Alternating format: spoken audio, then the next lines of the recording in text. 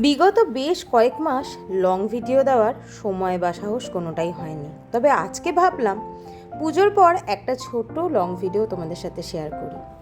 এটা দেখে তোমরা বুঝতেই পারছো, এবারে দীপাবলিতে যে পোড়ামাটির লণ্ঠনের মতন জিনিসটা বেরিয়েছিল, যার ভেতরে প্রদীপ রেখে হ্যাঙ্গিং লণ্ঠন হিসাবে আমরা ব্যবহার করতে পারতাম, বা বলা যায় অনেকে ব্যবহারও করেছি দীপাবলিতে। সেই পোড়ামাটির আদলের এই ডেকোর আইটেমটিকে আমার একটি ছোট্ট বোন বলেছিল, দিদি তোমার মতন করে তুমি এটাকে একটু ডিজাইন করে দিও। আমার খুব ইচ্ছে এতে আমি লাইটিং করব, টুনি লাইট জ্বালাবো অথবা প্রদীপ জ্বালাবো, সেই মতন কাজটা নিয়ে বসে পড়ি। না ছিল কোনো অভিজ্ঞতা, না কিভাবে তৈরি করব, না ডিজাইন, কোনো কিছু মাথায় ছিল না। শুধু ছিল তার বলা শেষ কটা লাইন। আমি বলেছিলাম, কীরকম থিমের ওপর চাইছো বলো। বলো, থিম নিয়ে তো আমার খুব একটা আইডিয়া নেই, আর তাছাড়া তোমার কাজের ওপর আমার যথেষ্ট ভরসা রয়েছে।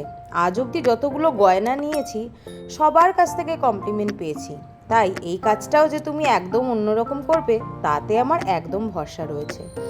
আমি বিগত হ্যান্ডমেড জুয়েলারি বানাই, এই ধরনের কাজগুলো সম্পর্কে খুব একটা বিরাট আইডিয়া আমার নেই। তাও ভাবলাম যে ক্লে দিয়ে যদি গয়না বানাতে পারি, তাহলে এরকম ছোটোখাটো ডেকোর বানানোর একটা সৎ সাহস বা চেষ্টা করে দেখা যেতেই পারে, কেমন হয়। ক্রাফট বা হাতের কাজ আমাদের শেখায় পুরনোকে কীভাবে নতুন জীবন দেওয়া যায়।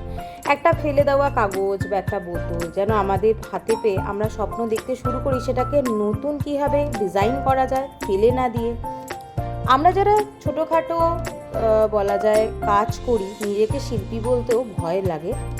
সবসময় মনে হয় যে কোনো জিনিস ফেলে দেওয়ার আগে সেটাকে যদি আরেকবার রিইউজ করা যায়। যেমন আমরা দেখে থাকি আমাদের মা কাকিমারা একটা পেস্ট ফেলে দেওয়ার আগে সেটাকে কেটে তার ভেতরে যেটুকু রয়েছে সেটুকুকেও ব্যবহার করার পরেই নতুন পেস্ট নামাতো। ঠিক সেই রকমই একটা পুরনো ভাঙা বোতল বা পুরনো ধরো বালিশের কাভার, পিলো কভার যেটাকে আমরা বলি, সেগুলোকে নতুন নতুন আইডিয়া দিয়ে যদি নতুনত্ব কিছু করা যায়, তাতে যেমন পয়সাটা বা টাকাটা সাশ্রয় হয়, সেক্ষেত্রে তোমার নিজস্ব ক্রিয়েটিভিটিটাও সেই জিনিসটার মাঝখান দিয়ে প্রকাশ পায়। রাত্রি 12টার পর মোটামুটি 1টার সময় এই কাজটা নিয়ে বসেছিলাম।